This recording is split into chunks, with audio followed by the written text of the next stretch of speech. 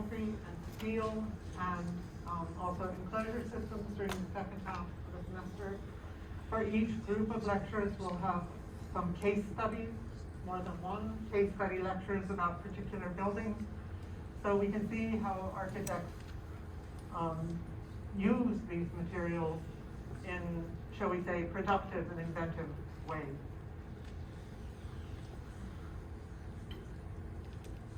So we're going to start with concrete. It's not a new material. It was discovered by the Romans. They used it widely, including for the dome of the Pantheon, which is about 2,000 years old at this point.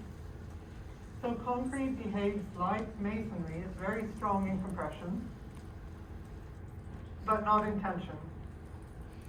And so the Romans developed a number of structures like arches and vaults and domes, all of which work in compression. And therefore, they were effective at using concrete. So the Pantheon, spans 150 feet, still standing today. But after the fall of the Roman Empire, concrete sort of disappeared as a building material. It wasn't widely used for about almost another 2,000 years, until the late 1800s, early 1900s, which it had a kind of rebirth. And this was due to the development of steel in the mid-1850s. And so steel was a new material. And the combination of concrete with steel proved to be like a very good pairing. Concrete strong in compression, steel very strong in tension. It's a very good partnership. And so concrete was enthusiastically taken up by the early modernist architects, and we still use it, of course, widely today. So on the right is Le Corbusier's Maison Domino drawing. This was a concrete frame building. At the time he drew this, he was thinking hard.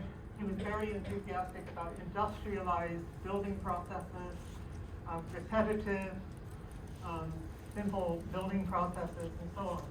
But the point of these two slides together is that concrete can either be stereotonic, as we see it in the dome, or tectonic, as we see it in the frame. That, by the way, was a question on the exam about the stone house by Herzog and de Meuron. The two systems were the mass stone, or stereotonic, and the tectonic concrete frame.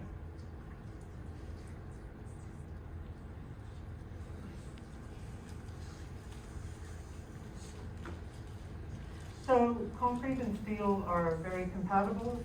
As I said, concrete works principally in compression, and steel is very strong in tension, so it compensates for concrete's weakness. Concrete also helps to protect steel from corrosion, and it helps to protect steel from fire. So, they each have attributes that help the other. It is a man-made material. It does not occur naturally in nature. It's a hybrid material made up of several key ingredients. So on the left we have Portland cement, and Portland cement is made from rock.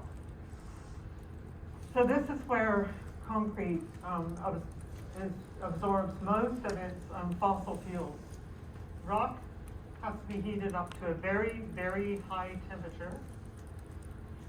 And this makes something called clinker, which is then ground into the fine gray powder that you buy in bags and know as concrete, cement.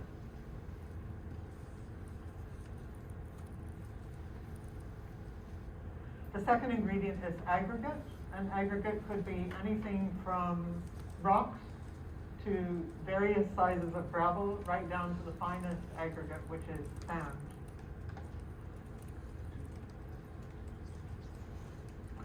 And aggregate is about 3/4 of the volume of concrete. It's a big ingredient. And then the third ingredient is water. And the water can't just be any water. It has to be clean, it has to be free of organic material, free of salt and sulfates and chemicals, right? Pure water needs to be used to make concrete. So these three ingredients get mixed together in different proportions. So the concrete mix is something that your structural engineer will play a role in advising on.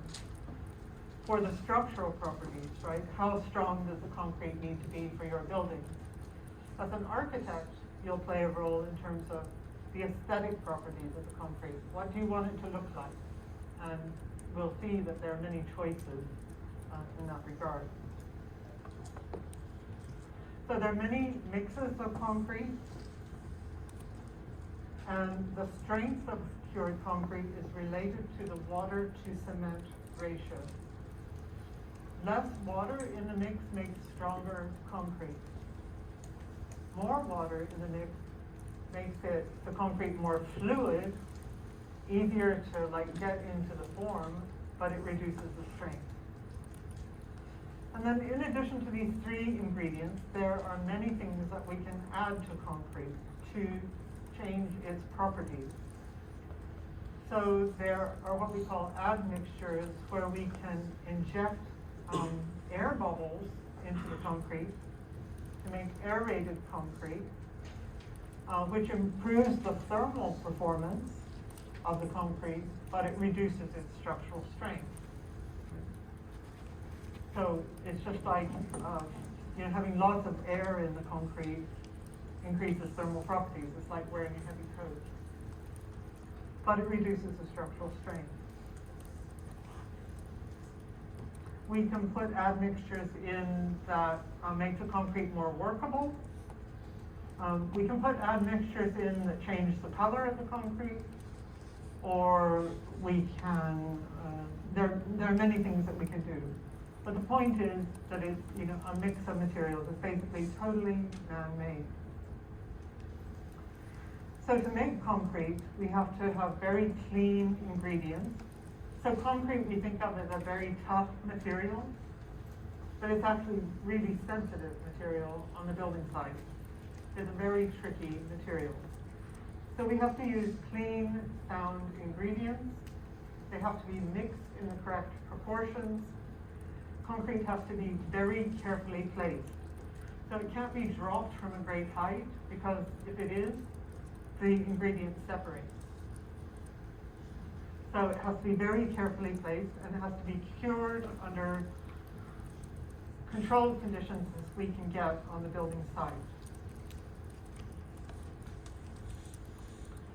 So this obviously just shows concrete not being dropped from a great height, being placed carefully in a footing. Every batch of concrete that comes to the building site has two kinds of tests performed on it. The first is done on the spot, and it's called the slump test. And basically what they do is they take a cone of wet concrete from the truck, they turn it out, and they measure how far it slumps, how far it settles. So the more water it has in it, the more it will slump. The purpose of the slump test is to make sure that the water to cement ratio is correct. That the driver of the truck didn't stop and have a long lunch and then stop and put extra water in the mix to compensate for the long lunch before they came to the building site. And you might think I'm joking, but I'm not. These things happen. So the slump test tests the water to cement ratio. Every load of concrete that comes to the building site comes with a certificate stating what the mix is supposed to be. The second test is that they take cylinders of concrete from every truck, wet concrete, and they send them to a lab where they're cured for 28 days to reach full strength, and then they're tested for structural integrity.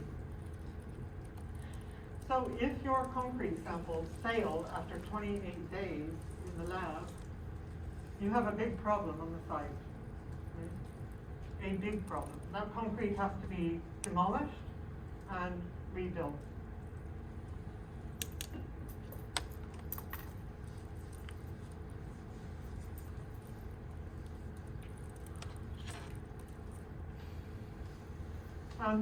Several years ago, there was a major court case in New York State about concrete labs faking their test results. So concrete labs are under a lot of pressure from the contractors to produce the right test results, right? So this was about labs being encouraged, shall we say, to fake their test results for the contractors.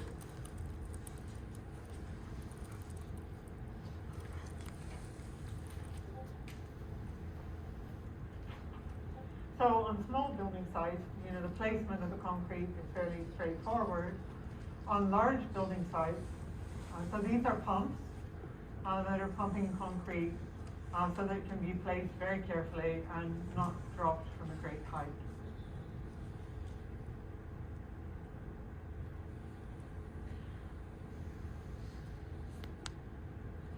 So also to say that concrete is very weather sensitive. And so if it's too hot, it accelerates the curing of concrete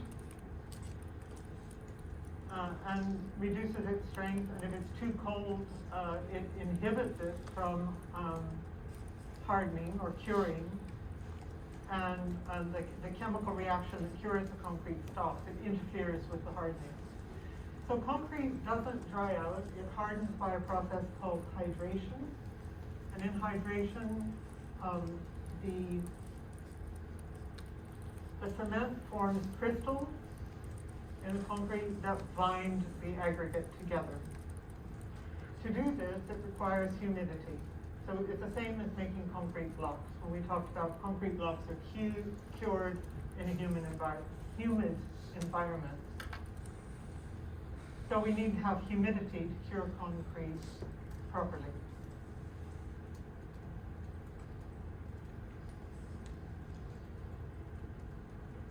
So, aspects of sustainability. This was an article in the newspapers about a year ago.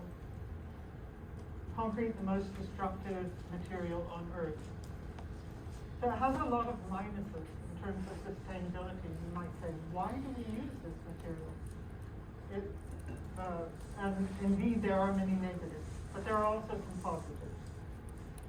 So the concrete industry is the largest user of natural resources in the world, so in terms of industry. Its carbon footprint of the concrete industry is larger than the carbon footprint of India.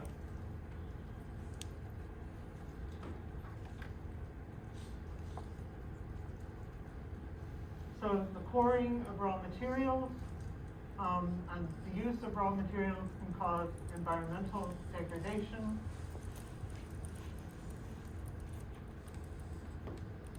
It consumes lots of natural resources, all kinds of natural resources.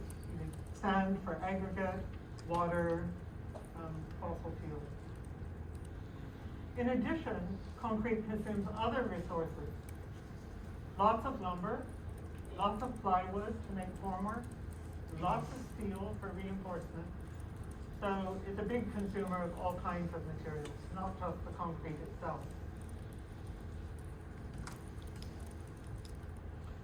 And the concrete industry, this heating up the stone to make clinker, these very high temperatures produces a lot of pollution.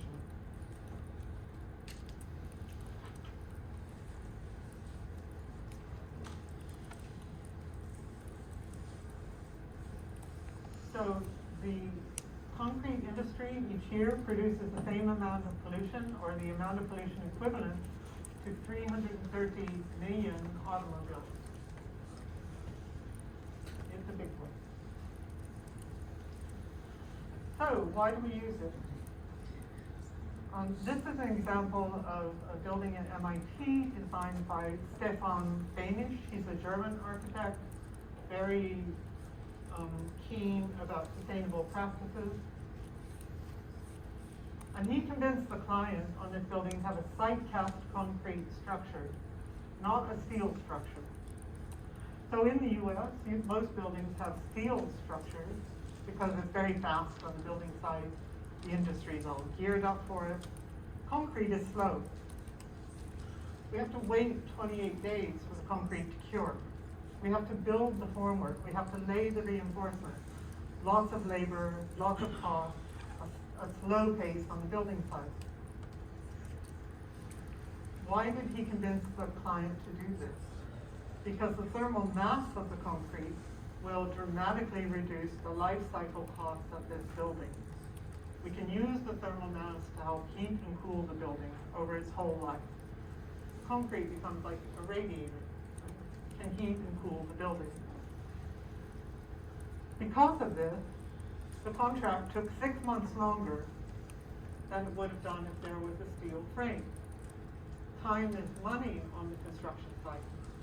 So the construction costs here were higher for doing this, but the life cycle costs are going to be much lower.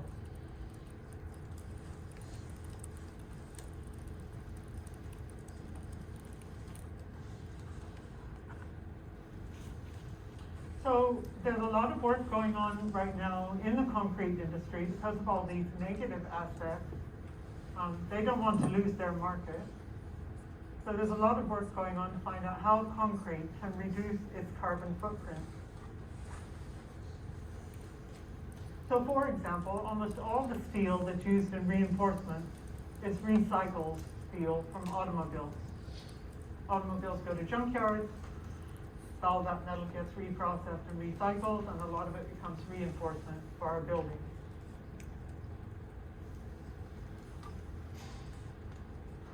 We can also change the mix of concrete. So for part of the Portland cement, we can substitute other industrial waste products like fly ash or blast furnace slag. So those are waste products from power plants and steel industry. We put that in the mix instead. Why do we do that? We're recycling an industrial waste, and we are reducing the embodied energy of the concrete. It requires a less high temperature to make it. So that's a practice that's being widely used.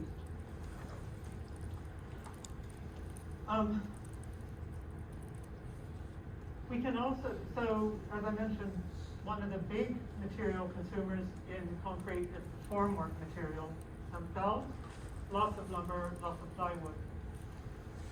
Typically, or traditionally, those were stripped and thrown away. They weren't recycled. But now there are practices where we can have recyclable formwork to reduce the carbon footprint of concrete. So on the bottom, you see the simplest version of this, which many of you probably have used. You go to Lowe's and you buy sonotubes, which are cardboard tubes, that you can then pour concrete in and make a point foundation, a pile foundation. Once the concrete is cured, you strip the cardboard away, and you probably throw it away. You don't recycle it. But it's a very inexpensive form of formwork, and it is recyclable. On the top is a more sophisticated version of reusable steel formwork for a multi-story building. So that form for that whole floor is assembled on the ground, and then it's craned into place. The concrete is then going to be pumped onto that floor. And once it's cured, the formwork can be stripped away, taken back to ground level, and rebuilt to do the next floor. So it's totally reusable formwork.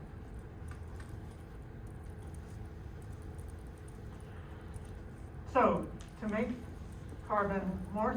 concrete more sustainable, we can replace part of the cement in the mix with fly ash or blast furnace slag. We can use recycled reinforcement. We can use recycled aggregate. So we could use, for example, crushed glass as aggregate.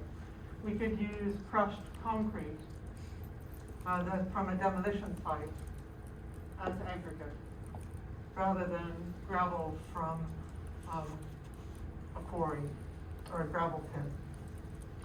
Now the other thing that we can do is the last thing on the list. This is a recent technology. We can inject recycled CO2 into the wet concrete mix.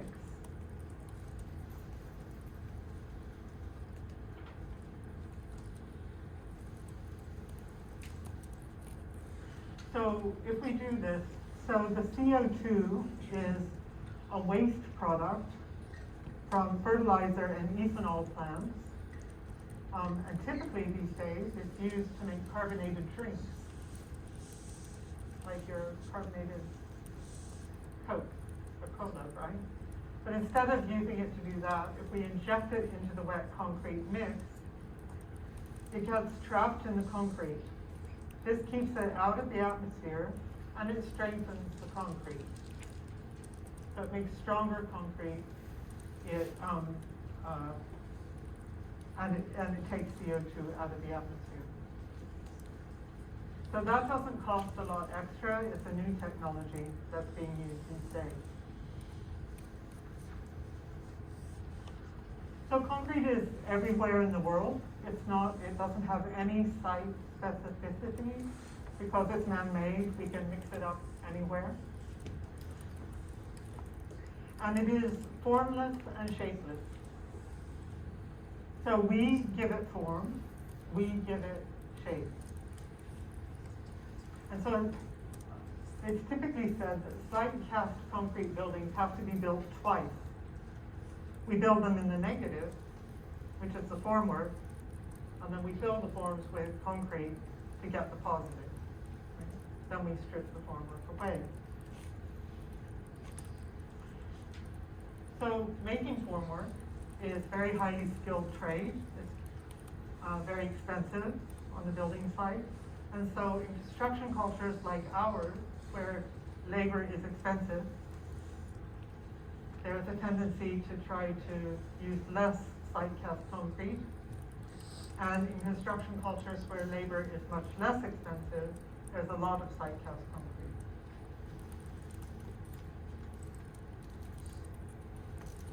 While we're talking about labor, the other thing to note is site cast concrete is the most dangerous building trade in New York City. So the highest number of deaths and injuries on construction sites in New York City occurs with the concrete trade.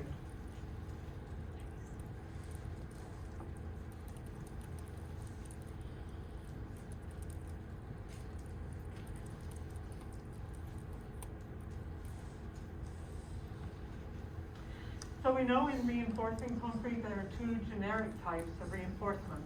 On the left we see rebar, that's our heavy duty reinforcement, solid steel bars with a ribbed profile to bond with concrete. So that's the heavy duty version. On the right is wire mesh reinforcement, which is the light duty reinforcement. On the drawings that you're going to be doing this time, it's often referred to as WWF, woven wire fabric. This is what it looks like.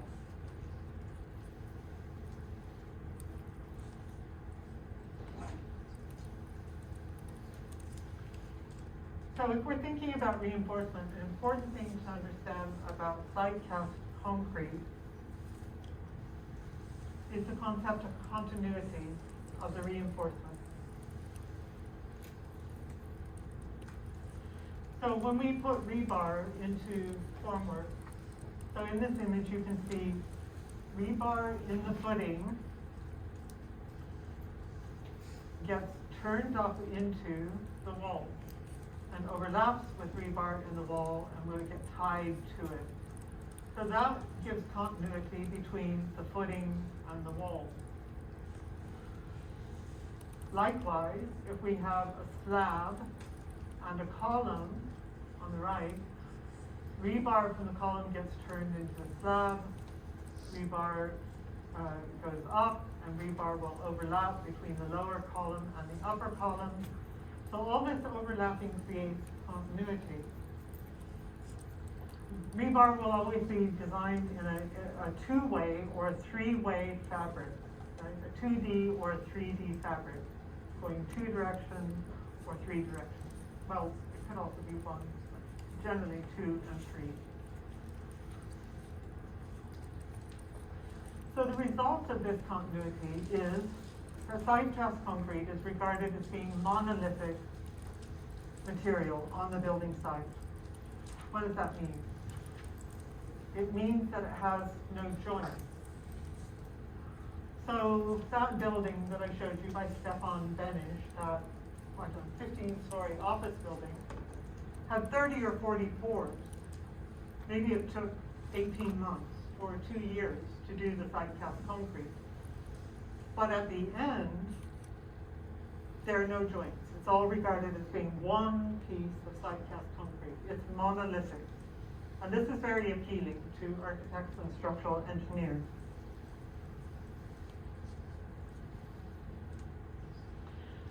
On the left, this is a tower structure that's about 15 stories tall. It's going to be like a bell tower on a campus. And it's all side cast concrete. This took about 2 years to pour.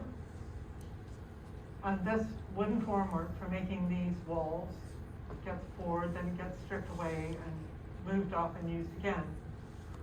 So this, again, may have been 30 or 40 pours, but at the end, it's monolithic, no joints.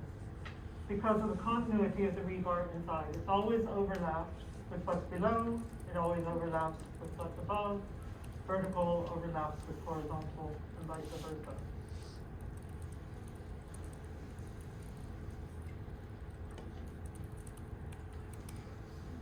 These are just the form ties that you need to hold the formwork together when you're pouring the concrete in, and then after it cures, you snap those off.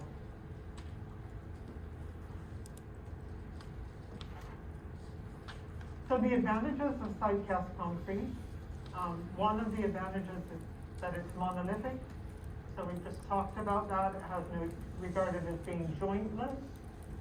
That means it acts as a single entity on the site. 2, it's inherently fire resistant. We don't have to do anything to concrete to increase it, to make it fire resistant. It is inherently fire resistant. Disadvantages of concrete, side cast concrete, which I've already touched on, it's a very slow process on site. So on building sites, there are what are called dry trays and wet trays. Steel is a dry tray. All the pieces are prefabricated, they come to site, they can be erected very quickly. Side cast concrete is a wet tray. It takes time, lots of time. So this building is all monolithic, but the rhythm of this construction, it takes concrete 28 days to reach its full strength. So we can't strip the formwork away until the concrete has reached its full strength. So that's what determines the rhythm of the pace on site. Each story has to be done in 2 pours. The slab is poured, and then the columns are poured. So again, that takes time. It slows down the pace on the site. And here you can see lots of work to place this reinforcement, tie it all, make all those connections so we get continuity from the slab to the column, etc. So it's very labor intensive and highly skilled labor. Okay, so some common concrete systems that we might use. The first are what we call one-way systems. So that means here that we have supports on 2 sides, and all of our reinforcement in this slab is going to go in one direction across. So this is a one-way slab. And we're talking of spans up to about 18 feet here between the walls. This could also be a beam. Doesn't have to be a wall. So this is a bird's eye view of a one-way system using beams and columns, and this is about maximum 18 feet.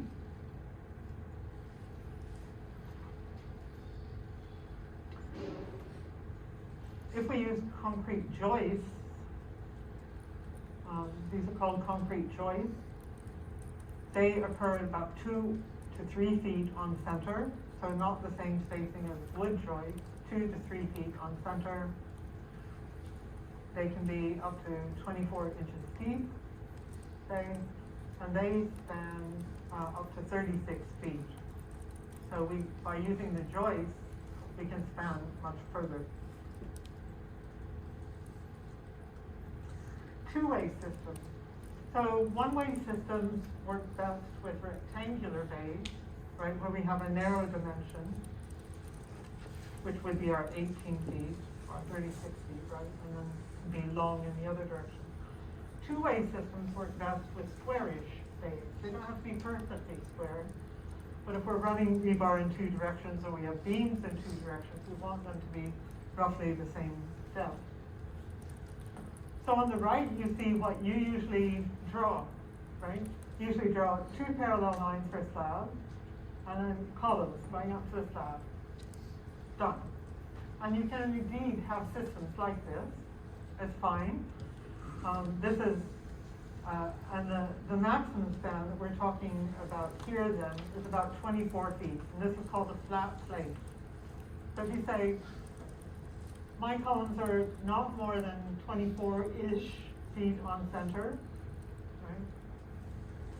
I could have a flat plate. And of course, the beauty of a flat plate, you can see here that the sprinkler system is being installed.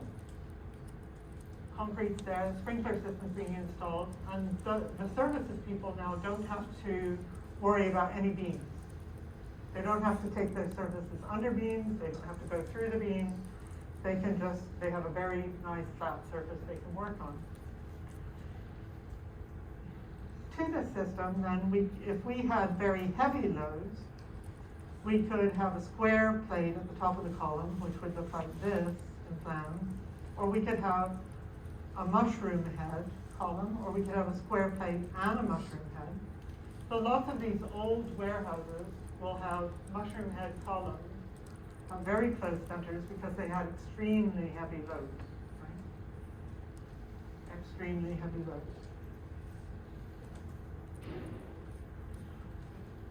Le Corbusier used mushroom head columns at Chandigarh for the National Assembly building in India, not because of the heavy loads, or because this is only supporting a roof. He used it because to evoke the Egyptian hypostyle halls where there were many columns with mushroom heads. So it could also be used for aesthetic reasons. If we have a two-way system with beams,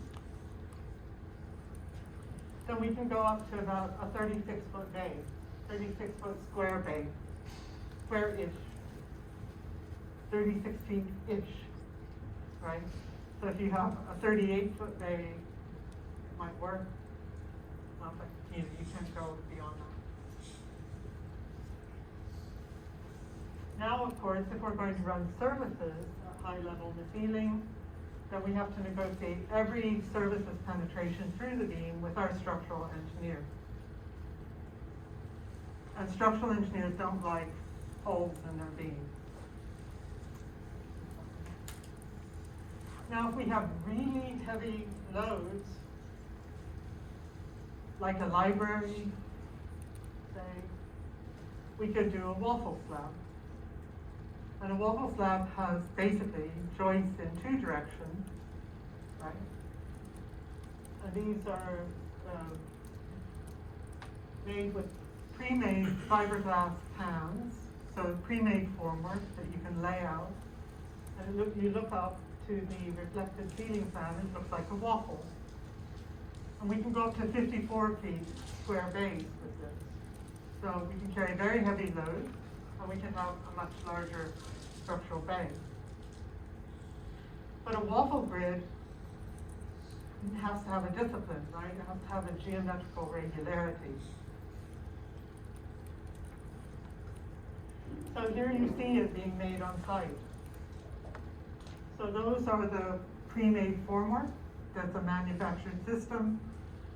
You can lay them out. You put rebar in all the waffle grids going both directions. You put rebar over the top, and you pump in concrete.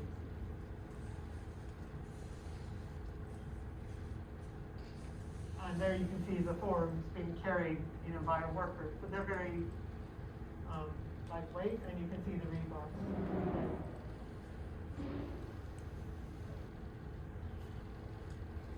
So on the left, the Romans used a waffle slab for the Pantheon. So we know it's very strong. We know also intuitively that what we're doing by making the waffle is reducing weight. Yes? We're taking concrete out, and we're reducing the weight. So reducing the weight of that 150-foot spanning dome was very important to its structural integrity. So the Romans did it. On the right is a building by Noah's Khan, where he also used a waffle. He's more contemporary. So the other thing that we can do with concrete, like cast concrete, is that we can post-tension it on the site. And the reason that we post-tension is so that we can span further without using more material. Span further without using more material. So instead of placing rebar, like you saw in that photograph, and then pouring concrete over it, we put a plastic sleeve in the concrete and we drape it. So it doesn't go in straight. It goes in draped, like this. A plastic sleeve, and in that sleeve we put a high-strength steel cable. And then after the concrete has fully cured, we use jacks to pull that cable into tension, to pull it tight. So we post-tension the concrete after the concrete is cured. So the concrete never touches the steel cable, and when it gets pulled tight, it pulls the concrete into a slight camber that enables it to stand further without becoming deeper and thicker and using more material.